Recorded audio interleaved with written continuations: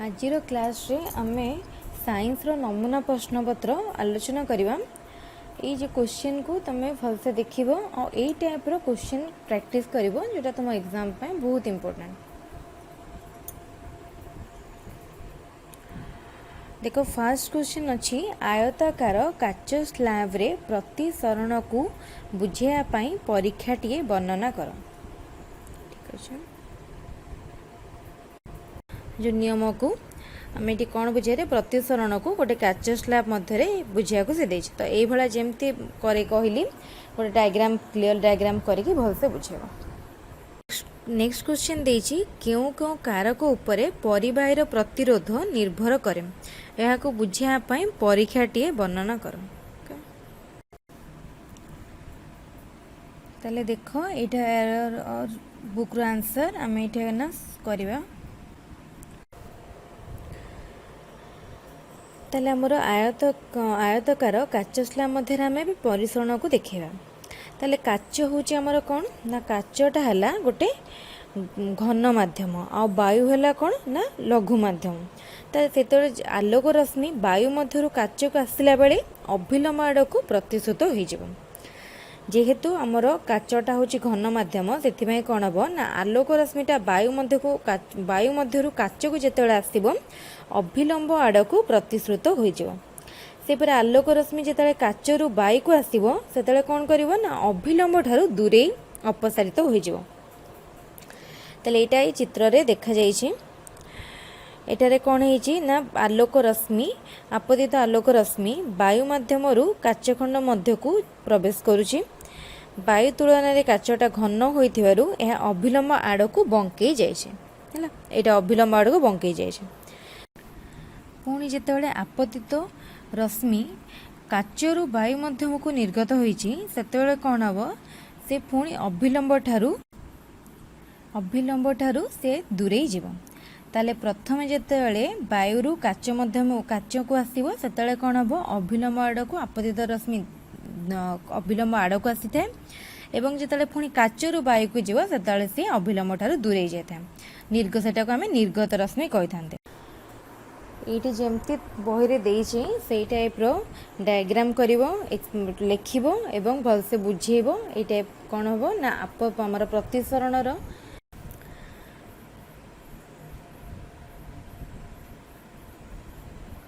देख कौन है ना यहाँ हूँ गोटे परीक्षण आम गोटे स्केल नबा गोटे एमिटर नबा खंडी निक्रोन तार नबा और गोटे प्लग नहीं परिपथटे तैयारी करिया।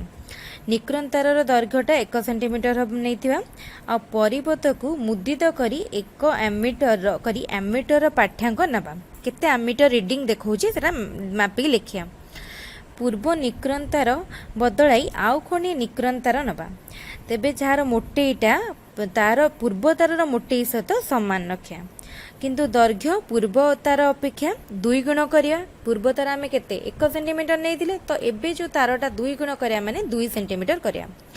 वर्तमान कौन हम एमिटर रीडिंगटा आउ थे देखिया। ताले द्वितीय निक्रोन तार को बदलाई एबे आउ खंडी निक्रोन तार नेबा ताले तार दैर्घ्य कौन करिया प्रथम तार दैर्घ्य सहित सामान करिया किंतु मोटेईटा को अधिक करदेवा। ताले प्रथमे द्वितीय तार सहित दैर्घ्य सामान मोटेई सामान करिकी दैर्घ्य को 2 गुणित कले। एबे जो तृतीय तार नबा ताकू कौन करिया ताकू तार दैर्घ्यटा सामान रखिकी मोटेई को अधिक नबा। एबे एमिटर पाठ्यांक को देखिया।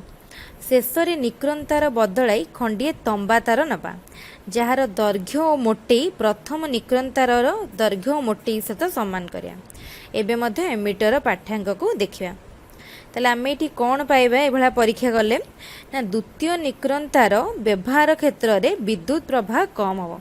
ताले आम प्रथमे गोटे तार नहीं आम 3टा निक्रोन तार नहीं आम द्वितीय तार बेले कौन करते तार मोटे को सामान रखिकी तार दैर्घ्य को 2 गुणित करते आम ताले पर्यवेक्षण ने कौन पाइले ना द्वितीय निक्रोन तार व्यवहार क्षेत्र में आमर विद्युत प्रवाह कम होची। ताले आमर विद्युत करेन्टा कम होची कोठी ना द्वितीय तार रे एमिटर रीडिंग रे करेन्टा कम आछे आ तृतीय निक्रोन तार व्यवहार क्षेत्र में विद्युत प्रवाह अधिक होची। तृतीय क्षेत्र में कौन है विद्युत प्रवाहटा अधिक है। आम जिते निक्रोन तारर दୈर्घ्य को 1 सेंटीमीटर रखी तार मोटे को अधिक नेले सेतले आमर करेन्टटा अधिक फ्लो है। ताले एठु आमे कौन सिद्धांत पाइबा ना परिवाही तारर दैर्घ्यटा वृद्धि हेले प्रतिरोध वृद्धि हुए। कहीं आमे द्वितीय तार रे केते नेतले 2 सेंटीमीटर नहीं आठी करेन्टटा कम प्रभावित होता। तो परिवार जिते आम दैर्घ्यटा द्वितीय क्षेत्र में कौन करते अधिक करते से करेन्टटा कम फ्लो कला ताने कौन है प्रतिरोधटा अधिक रही है। तो सेकेंड रे कौन कले ना परिवाहीर प्रस्थछेदर क्षेत्रफल जदि वृद्धि करिया ताहाले प्रतिरोधटा कम हम। तो आम जो तृतीय क्षेत्र में मोटेटा अधिक नेले ताने कौन ला तार प्रस्थछेदर क्षेत्रफलटा वृद्धि है। ताद्वारा कौन है कि आमर प्रतिरोधटा कमिगला आ करेन्ट आमर विद्युत प्रवाहटा अधिक है। परिवाहीर पदार्थर प्रकृति उपरे मध्य प्रतिरोध निर्भर करे। ताले प्रतिरोध कहाँ कहाँ उपरे निर्भर करुची आमर परिवाहीर दैर्घ्य उपरे प्रस्थछेदर क्षेत्रफल उपरे एवं परिवाही पदार्थ माने परिवाही तार आमे जो व्यवहार करुछंती सेटा को पदार्थ रे तयारी ता उपरे मध्य निर्भर करुचे। एक सोलेनोइड रे विद्युत प्रवाह जनित चुंबकीय क्षेत्रर प्रकृति विषय बुझा। नेक्स्ट क्वेश्चन है आधुनिक पर्याय नियम लेख गोटे ग्रुप और गोटे पर्याय मौलिकर धातव गुण किपरि बदले बुझाओ। आधुनिक पर्याय नियम कौन कहला कि आधुनिक पर्याय नियम है मौलिक गुड़िकर गुण सेगुड़िकर आमर परमाणु क्रमांक पर्याय फलन यहाँ है आधुनिक पर्याय नियम। तो देखिए गोटे ग्रुप और गोटे पर्याय मौलिकर जो धातव गुणटा किपरि परिवर्तन होचे परमाणु गुड़िकर मौलिकर धातव गुण परिवर्तन होता है। ताले देखिबा ग्रुप रे कौन हुए पर्याय रे कौन हुए। फर्स्ट देखिबा ग्रुप रे कौन हम एक ग्रुप रे मौलिक गुड़िकर परमाणु आकार ऊपर तल को क्रमागत भाव में वृद्धि करियो। ताले ग्रुप रे कौन हम फास्ट परमाणु आकार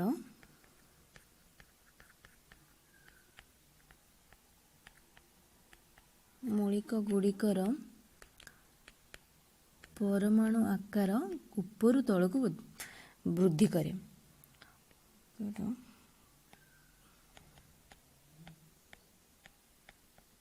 मौलिक गुड़िकर परमाणु आकार कौन हुए ग्रुप रे ऊपर तल को वृद्धि करता है।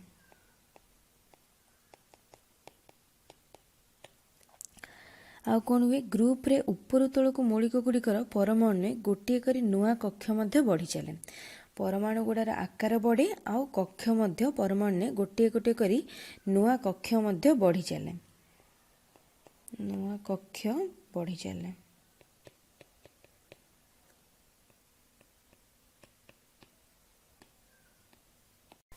तो गोटे गोटे नुआ कक्ष बढ़ला जेते जेते नुआ कक्ष बढ़िबो कौन हम न्यूक्लियस ठारू बाह्यतम कक्षर दूरताटा बढ़िबो। जेहेतु बाह्यतम कक्षर दूरताटा बढ़े से परमाणु आकार बढ़े। ताले नुआ कक्ष पाई कौन हम ना बाह्यतम कक्ष और न्यूक्लियस मध्य आकार वृद्धि।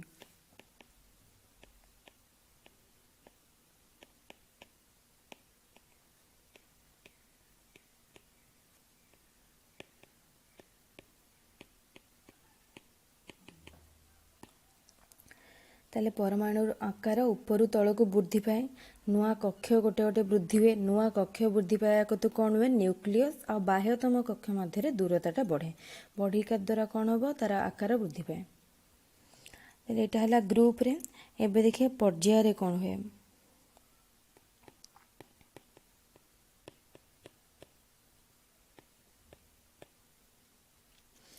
पर्याय कौन हम ना परमाणुर आकार बामरु डाहाण को क्रमागत भाव में कमी जाए।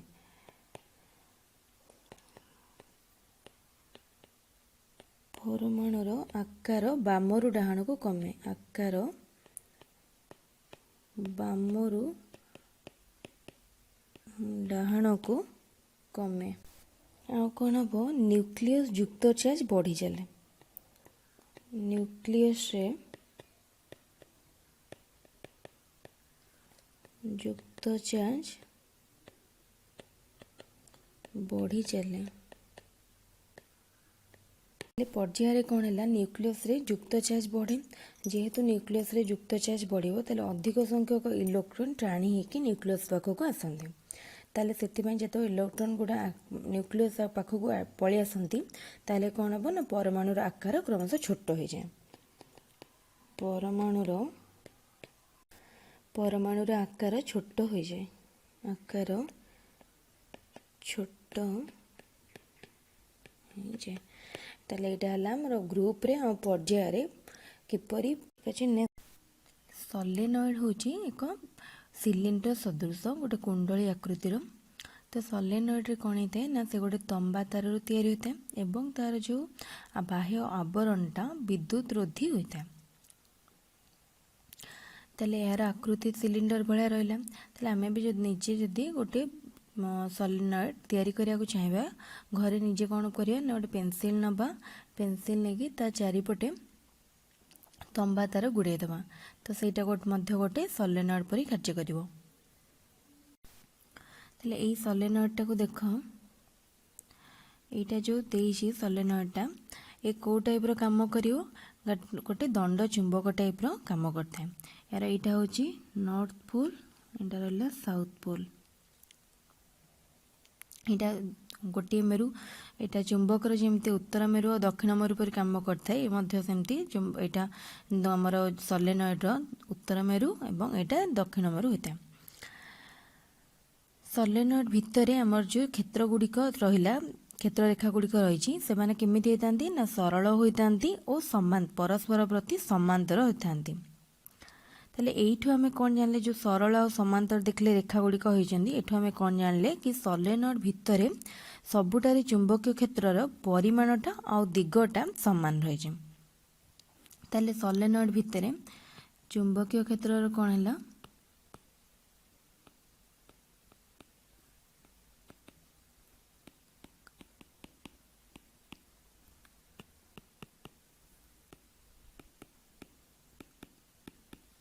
परिमाण समान ताले एटा को परिमाण समान थिबारु एटा को चुंबकीय क्षेत्र है सम चुंबकीय क्षेत्र सृष्टि है ताले जदि एबे गोटे नरम लुहाटे को नहीं लुहा भली लुहाटे को आमे जदि एबे गोटे सॉलिनॉइड भितर रखिया सॉलिनॉइड भितर जो चुंबकीय क्षेत्र सृष्टि होबो से तार प्रभाव रे लुहाटा चुंबक भली व्यवहार करथे तो एई जो लुहा चुंबकीय क्षेत्र भितर रही चुंबक भली व्यवहार करिया को कोन को आजिबो ताले एटा को कह विद्युत चुंबकीय प्रभाव ताले लुहाटी जेताले चुंबक भली व्यवहार करिवो एही पदार्थ को आमे कहबा ए प्रकार चुंबक को आमे कहया विद्युत चुंबक ताले एटा हला सॉलिनॉइड रे विद्युत स्रोत जनित चुंबकीय क्षेत्र नेक्स्ट क्वेश्चन सल्फाइड धातुपिंड एवं कार्बोनेट धातुपिंड प्रत्येकरू विशुद्ध धातु किपरि निष्कासन करा जाय समीकरण सह लिख नेक्स्ट क्वेश्चन ब्लीचिंग पाउडर किपरि प्रस्तुत करा जाय समीकरण सह बुझा और यार उपयोगिता लिख ताले हम खाली समीकरण सह बुझौछि त माने एटा बुक रे भी अछि डायरेक्ट करि परियो आमे प्रथमे कोन करिवा ना सोडियम क्लोराइड मान जो खाइबा लुणर जलीय द्रवणटा को नबा ताकू कौन करिया विद्युत विश्लेषण करिकी क्लोरीन गैस निर्गत करिया एवं शुष्क सुमित आमर क्लोरीन गैस बाहरिबो एबे कौन करिया आमर समित चूर्ण सहित क्लोरीन रासायनिक प्रतिक्रिया आम जो क्लोरीन पाइथिबा ताकू समित चूर्ण सहित रासायनिक प्रतिक्रिया करी ब्लीचिंग पाउडर बाहर करिया ताले फास्ट आमे सोडियम क्लोराइड रो जलीय द्रवण नेले माने जल सहित नेले कौन पाइबा एठू 2NaOH पाइले प्लस Cl2 प्लस H2 आमको एठू कौन दरकार अछि क्लोरीन टा तो आम एबे कौन करिबा समित चूर्ण CaOH रो होल 2 सहित कहा को करिया ना क्लोरीन को रासायनिक प्रतिक्रिया करिया रासायनिक प्रतिक्रिया कले हमें पाइबा CaOCl2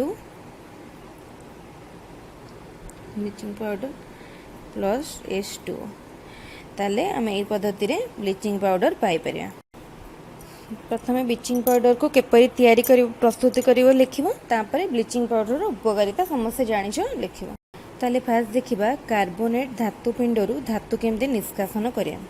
ताले आमे कोन करिया ना सीमित परिमाण वायु रे आमे कार्बोनेट धातुपिंड को उत्तप्त करिया और ऑक्साइड रे परिवर्तन करा जाय।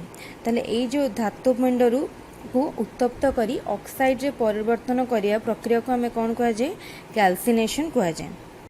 ताले एबे देखिबा आमे जो धातव ऑक्साइड को एबे कोन करिया ना विजारक सहित उत्तप्त करिया। कार्बन विजारक सहित उत्तप्त कले आमे कोन करिया विशुद्ध धातु पाई परिया। ताले एबे केमती देखिया तार इक्वेशन कोन हबो ZnCO3 हला जिंक कार्बोनेट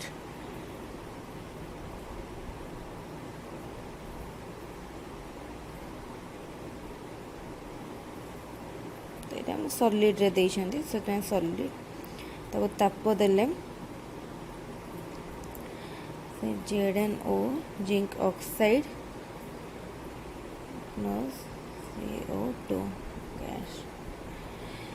तले ZnCO3 हमर कोन हला ना जिंक कार्बन ताको हमें ताप देला परे कोन हबो जिंक ऑक्साइड पाइले एवं कार्बन डाइऑक्साइड गैस पाइले। तापरे कोन करिवा जिंक ऑक्साइड को कार्बन प्रेजेंस रे पुणी ताप देवा। एटा भी सॉलिड रे कार्बन भी सॉलिड ताप देले आमे जिंक पाइबा एवं कार्बन मोनोऑक्साइड गैस निर्गत होता है। ताले एई टाइप रो आमे करिया किंबरी विशुद्ध धातु पाइबा। जिंक पाई गले विशुद्ध अवस्था रे। ताले एबे आमे नबा सल्फाइड धातु पिंड। एटा हला कार्बोनेट प्रथमटा हला कार्बोनेट धातु पिंड एबे नबा सल्फाइड धातु पिंड।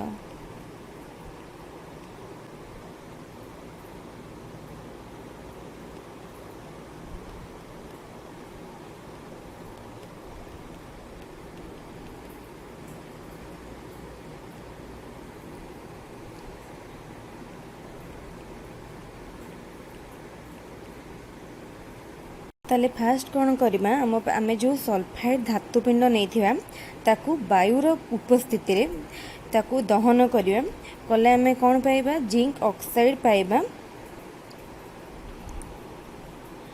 और सल्फर डाइऑक्साइड पाइबा। ताहले कौन करिया आमे दुईटी Zn जिंक सल्फाइड नेले ऑटो ऑक्सीजन संगे जिते ताकू उत्तप्त करिया से जिंक ऑक्साइड दबो SO2 दबो। एबे कौन करिया हमें जो जिंक ऑक्साइड पाइछंती ताको एबे कार्बन उपस्थिति रे ताप दबा देले हमें जिंक पाइबा और कार्बन मोनोऑक्साइड गैस निर्गत हबो। ताले ए प्रणाली रे कौन हबो आमे शुद्ध विशुद्ध जिंक पाई पारले। नेक्स्ट क्वेश्चन देइछि 3 ओम और 6 ओम प्रतिरोध विशिष्ट दुईटी प्रतिरोधी 12 वोल्ट रो एक बैटरी सह समांतराल संयोग हेले 5 मिनिट रे केते विद्युत शक्ति व्यय करिवो। हेचंती जेतु माने समांतराल संयोग होइछे सेठे कोन हबो 30 सेंटीमीटर वक्रता विशिष्ट व्यासार्ध विशिष्ट एक उत्तल दर्पण ठारू 20 सेंटीमीटर दूर रे 5 सेंटीमीटर उच्चतार एक वस्तु अछि। प्रतिबिंबर स्थान प्रकृति आकृति निर्णय कर पचाछि। ताले एठी से हमको दे देछि ऑब्जेक्ट डिस्टेंस दे देछि माने हमर वस्तुटर दूरता दे देछि दर्पण ठारू प्रतिबिंबर से दूरताटा बाहर करवा। ताले एटे हमें फोकल लेंथ रो फार्मूला जानचंती 1/f इक्वल टू 1/इमेज रो डिस्टेंस माने u प्लस 1/ऑब्जेक्ट इमेज रो डिस्टेंस भी 1/u। ताले f टा हला कोन मोर फोकल लेंथ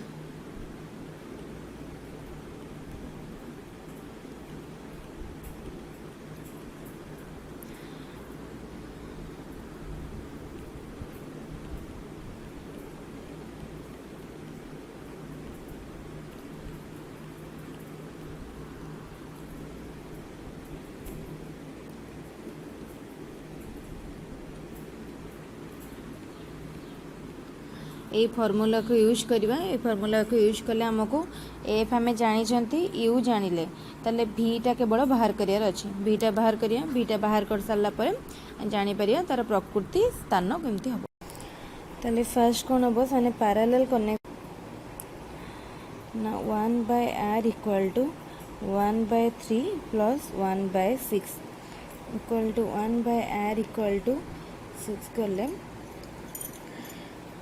2 प्लस 1 3/1/2 ताले r है गला 2 ताले r आम पाईगले रेजिस्टेंस एबे हमको v दे दीजिए v देचे 12 वोल्ट रेजिस्टेंस पाइले एबे कौन करिया फास्ट आमको से विद्युत शक्ति पचार तो विद्युत शक्ति पाइबापी ये आमको पावर दरकार ताले पावर रो फॉर्मूला होची p इक्वल टू v²/r ताले v²/r v² जगह 12 इंटू 12 r जगह रहो 2 v²/r है 144/2 करदेले 72 पावर पाई गले 72 वाट तो एबे बाहर करिया हमको इलेक्ट्रिक विद्युत शक्ति पचार तो विद्युत शक्ति रो है इक्वल टू पी पी रे पावर पाई 5 मिनिट देछे तो 5 मिनिट को हमें प्रथम सेकेंड करदेवा सेकेंड करदेले केते 300 सेकेंड 300 हेले सेटा हबो तेल हबो वाट सेकेंड हे गला आंसर। नेक्स्ट क्वेश्चन देखियो क्वेश्चन देख जारण और विजारण मध्य पार्थक्य दर्शाओ जारण कौन प्रक्रिया कौन जारण हूँ गोटे रासायनिक प्रक्रिया जोटी कौन होता है ना प्रतिकारक ऑक्सीजन को ग्रहण करे किंबा हाइड्रोजन को हराए बा त्याग करे यहाँ को कह जाए जारण आ विजारण कौन जो रासायनिक प्रक्रिया रे प्रतिकारक ऑक्सीजन को हरइब बा त्याग करिब एवं हाइड्रोजन को ग्रहण करे ताकू विजारण कह जाए तार डेफिनेशन लिखिबो दुईटा जांकर गोटे गोटे रिएक्शन गोटे गोटे उदाहरण दब। नेक्स्ट क्वेश्चन बेंजीन और साइक्लोहेक्सेन रो ग्राफिक संरचना देखाओ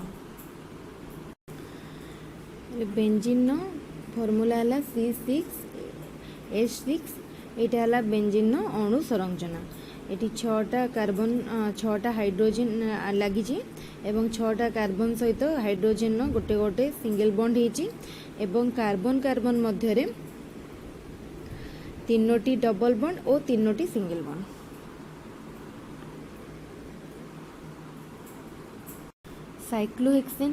साइक्लोहेक्सेन नो फॉर्मूला है C6H12 तो ये गोटे आमर 6टा कार्बन आटम रहा और 6टा कार्बन केतरा हाइड्रोजन सह मिसुची ना 12टा हाइड्रोजन सागर गोटे कार्बन 2टा हाइड्रोजन सहित दीटा बंध एवं सबुटी कार्बन कार्बन मध्य 2-2टा बंध रही है साइक्लोहेक्सेन अणु संरचना। नेक्स्ट क्वेश्चन प्रतिक्षेप क्रिया कहले कौन बुझम एकक सिनाप्टिक प्रतिक्षेप क्या कह जाए लाल क्षरण स्नायुतंत्र प्रतिक्षेप क्रिया द्वारा परिचालित किपरि होता है बुझा।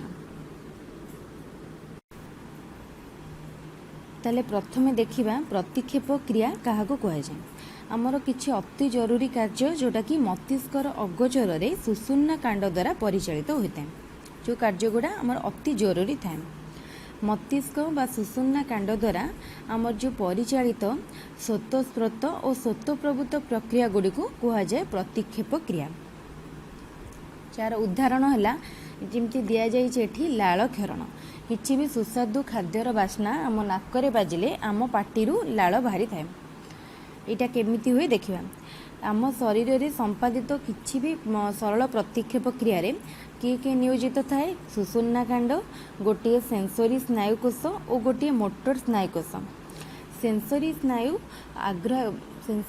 गोटे अंगरू आवेग ग्रहण करी सुषुम्ना कांड को दिए और परे कार्यकारी अंग को सही निर्देश आसता है सेटा मोटर स्नायु माध्यम निर्देशटा को पठा जाए।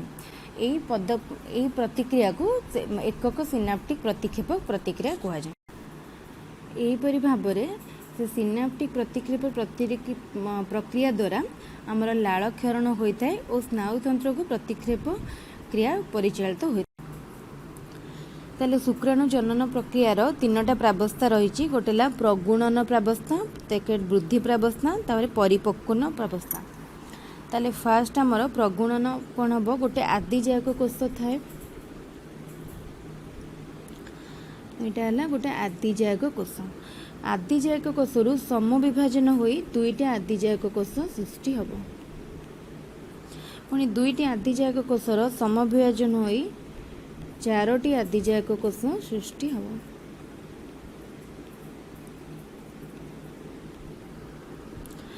ताले एटा हला हमर गोटे आदिजायक कोष।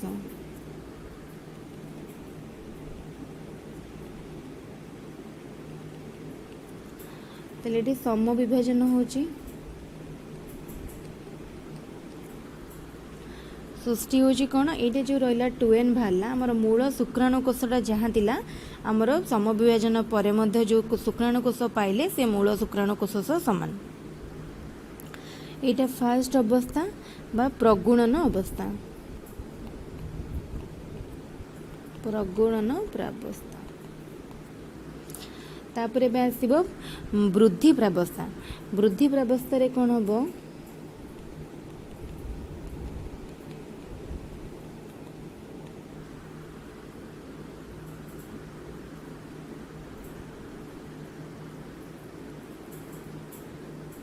हमर जो मूल शुक्राणु कोष थिबो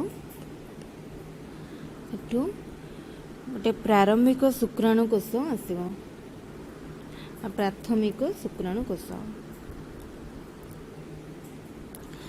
यहाँ हूँ मूल शुक्राणु कोष।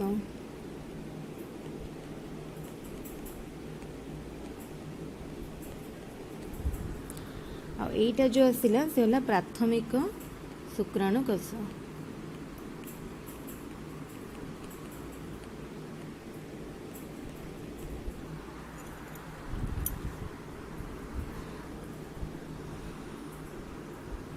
तापरे प्राथमिक शुक्राणु कोषरु आमर परिपक्वन प्रावस्था रे कौन हम, आमर थर्ड अवस्था है परिपक्वन प्रावस्था।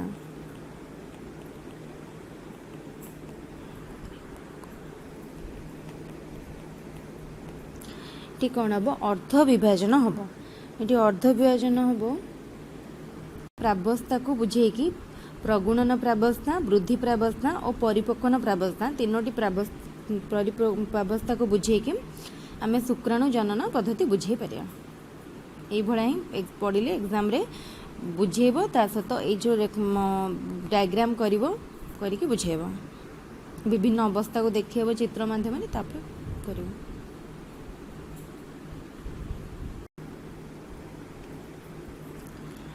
अर्ध विभाजन है एन है, तापर सम विभाजन हम। सम विभाजन रु दुईटा एन सृष्टि होगा।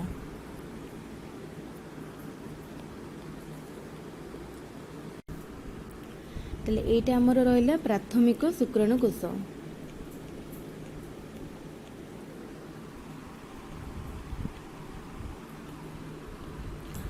एबे अर्ध विभाजन, प्रथम अर्ध विभाजन रे आमे दुईटा शुक्राणु कोष पाइले। तबे द्वितीय शुक्राणु, एटा हला द्वितीय शुक्राणु कोष, एटा हला द्वितीय शुक्राणु कोष। एबे कौन हम, पुणी समविभाजन द्वितीय अर्ध विभाजन है। द्वितीय अर्ध विभाजन आम दुईटी और द्वितीय शुक्राणु आउ दुईटी शुक्राणु कोष पाइले। ताले ये जो शुक्राणु कोष आम पाइले एटा को कौन कह ना प्राक शुक्राणु कोष कह।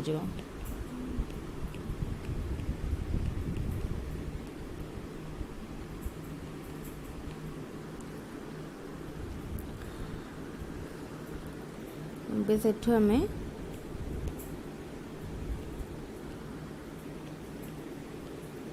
शुक्राणु पाइले, एटा को शुक्राणु।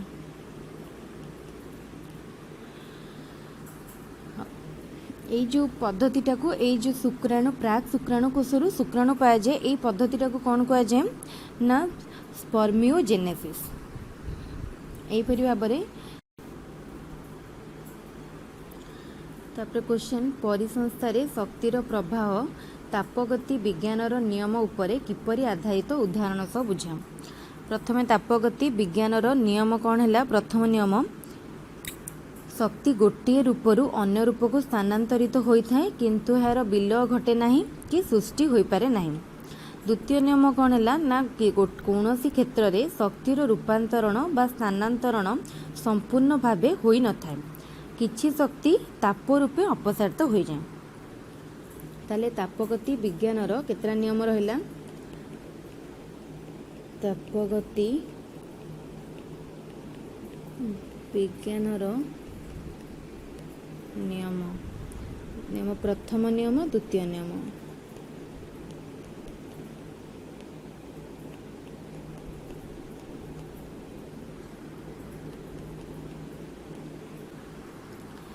ताले परिसंसारे जो शक्तिर प्रभावटा किपरि तापगति विज्ञान नियम उपरे आधारित ए उपरे देखिया।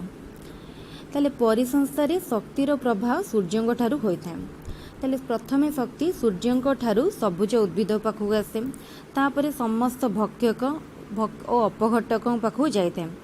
ताले एई जो शक्तिर सूर्यंक ठारू आसी सबुज उद्भिद परे भक्षक उपघटक पाखु सीधा सड़क भाव में गोटे दिगरे जाइथाय। एठु आमे जानले शक्तिर प्रभाव गोटे दिगरे होइथाय बा एक तरफा।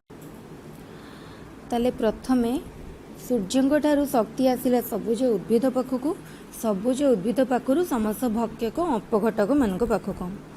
ताले शक्तिर प्रभाव केमती हबो।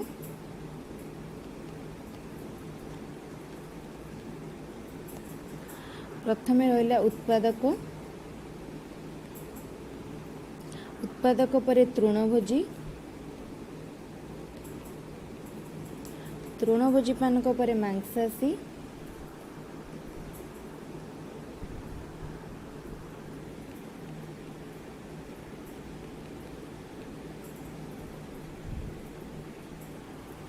एपरी भाव में शक्तिर प्रभाव होता है। नेक्स्ट क्वेश्चन जननी सुरक्षा योजना भारतर आंतर्जातिक स्तर में यार गुरुत्व वर्णना कर। ताले जननी सुरक्षा योजना रे कौन होचे ना गर्भवती महिला और शिशु मानकर जत्न और सुरक्षा पाई आम देश रे जननी सुरक्षा योजना कार्यकारी होता है।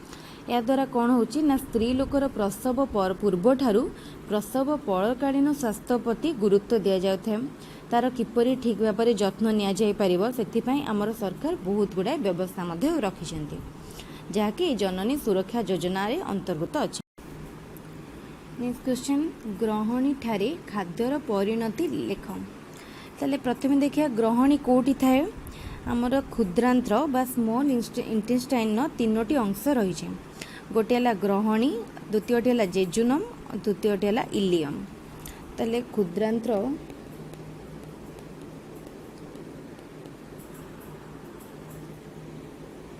तार तीनोटी अंश रहा।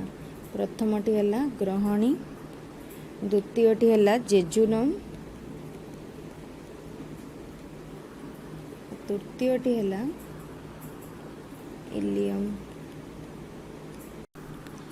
क्षुद्रांतर गहणी ठारे यकृतरु क्षरित पित्तरस और अग्नाशयरु क्षरित अग्नाशय खाद्य आसी मिसी था।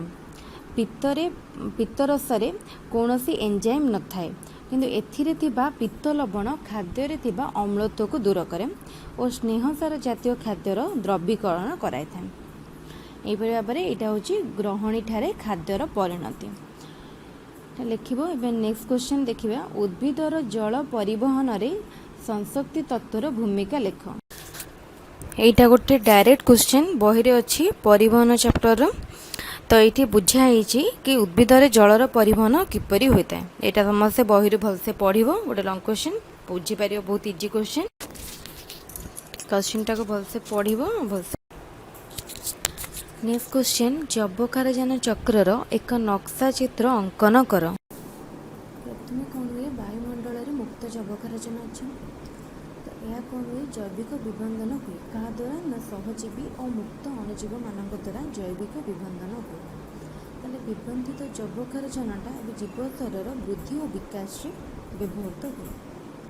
ଯେବେ ଜୀବ ଶରୀରର ମୃତ୍ୟୁ ଘଟେ ସେତେବେଳେ ମୃତ ଜୀବ ଓ ଉଚ୍ଛେଦିତ ବର୍ଜ୍ୟବସ୍ତୁମାନଙ୍କଠାରୁ ଅଣୁଜୀବ ଓ ଅପଘଟକମାନେ ପୁଣି ଯବକ୍ଷାରଜନକୁ ଡିନାଇଟ୍ରିଫିକେସନ୍ ପଦ୍ଧତିରେ ବାୟୁମଣ୍ଡଳକୁ ଫେରାଇ ଆଣିଥାନ୍ତି। ତାହେଲେ ଫେରିଆସେ, ତାହେଲେ ବାୟୁମଣ୍ଡଳରେ ପୁଣି ମୃତ ଯବକ୍ଷାରଜାନ ଫେରିଆସେ। ତାହେଲେ ଯେଉଁ ଯବକ୍ଷାରଜାନ ବାୟୁମଣ୍ଡଳରେ ଜୀବ ଶରୀରରେ ବ୍ୟବହୃତ ହୋଇଥିଲା ସେଇ ଯବକ୍ଷାରଜାନ ପୁଣି ବାୟୁମଣ୍ଡଳକୁ ଫେରିଆସେ। ଏହା ଏକ ସାଇକ୍ଲିକ୍ ପଦ୍ଧତିରେ ହୋଇଥାଏ, ଏହାକୁ ଯବକ୍ଷାରଜାନ ଚକ୍ର କୁହାଯାଏ। ତାହେଲେ ଏଇଟା ହେଲା ଏକ ସ୍ନାୟୁକୋଷ। ଏଠି ଦେଖ ଚିହ୍ନ ହେଇଛି ନ୍ୟଷ୍ଟି, ସେଲ୍ ବଡି, ଡେଣ୍ଡ୍ରାଇଟ୍, ଆକ୍ସନ୍ ହିଲ୍, ଆକ୍ସୋପ୍ଲାଜମ, ଆକ୍ସୋଲେମା, तापर टेलोडेंड्रिया और यहाँ लास्ट है एंड नर्व। यहाँ है रेखांकित चित्र बहुत कम अच्छी, बहुत छोट माने चित्रटे भी सहजरे करें और तार कौन कौन चिन्ह है मन रखी चिन्ह। नेक्स्ट क्वेश्चन, वायु उपजीवी शोषण और वायु अपजीवी शोषण मध्य पार्थक्य दर्शा। क्वेश्चन टा टिके कटि जाइए, मुझे कहीदेली पार्थक्य दर्शा। देख वायु उपजीवी शोषण कौन, वायु अपजीवी शोषण कौन। वायु उपजीवी शोषण में कौन हुए ना अम्लजान उपस्थित ग्लुकोज अणुर संपूर्ण जारण होता है। वायु अपजीवी शोषण में कौन हुए अम्लजान उपस्थित ग्लुकोज अणुर असंपूर्ण जारण हुए। ताले वायु उपजीवी शोषण कोठी देखा जाए, मेरुदंडी प्राणी मानक ठारे वायु उपजीवी शोषण देखा जाए एवं अपजीवी शोषण कोठी देखा जाए, ईस्ट रे देखा जाए। ताले वायु उपजीवी शोषण में कौन होता है, यही प्रक्रिया कार्बन डाइऑक्साइड और जल मुक्त होता है। वायु अपजीवी शोषण कौन होता है ना यही प्रक्रिया इथानल बा सुरासार और लैक्टिक अम्ल मुक्त होता है। वायु उपजीवी शोषण रे ग्लुकोज अणुर दहन 38 एटीपी उत्पन्न हुए। वायु अपजीवी शोषण रे गोटे ग्लुकोज अणुर दहन 2टी एटीपी उत्पन्न होता है। वायु उपजीवी शोषण वायु अपजीवी शोषण मध्य पार्थक्य दर्शा। बहुत इंपोर्टेंट क्वेश्चन, ये क्वेश्चन भी बहुत भलसे देखिबो, मेनली मन रखिबो। वायु उपजीवी शोषण आमर 38 एटीपी उत्पन्न हुए और वायु अपजीवी शोषण में 2टी एटीपी उत्पन्न हुए। ठीक अच्छे। नेक्स्ट क्वेश्चन थिला वृक्कक कार्य। वृक्कक है आम रेचन तंत्रर मुख्य अंग। रेचन प्रक्रिया वृक्कक द्वारा ही समाहित होता है। ताकू छाड़ी दे वृक्कक मध्य अलग किछि कार्य करता है। सेगुड़ा कौन है ना वृक्कक शरीर रे जल और धातव लवणर परिमाण को नियंत्रण करे, रक्तर अम्ल और क्षार मात्रा को नियंत्रण करे। केमिति करे ना अम्ल और क्षार मात्रा नियंत्रण करथिबा पदार्थ मानकर संतुलन रक्षा करे। आउ कौन करे ना रक्तचाप नियंत्रण करे और एरिथ्रोपोइटिन नामक एक हार्मोन को क्षरण करी लोहित रक्त कणिका तैयारी करियारे साहाय्य करे। ठीक अच्छे। ये सब क्वेश्चन सरी जाइए सब्जेक्टिव क्वेश्चन। ये जहाँ भी क्वेश्चन आम डिस्कसन कले सेटा गोटे गोटे सैंपल क्वेश्चन, ताको तुम बेसी गुरुत्व देखि देखिबो। किंतु बही रे जहाँ भी अलग क्वेश्चन अच्छी, अनुशीलन जहाँ क्वेश्चन अच्छी, उदाहरण जहाँ भी देछि सब क्वेश्चन को भलसे पढ़िबो। ठीक अच्छे। All the best, thank you.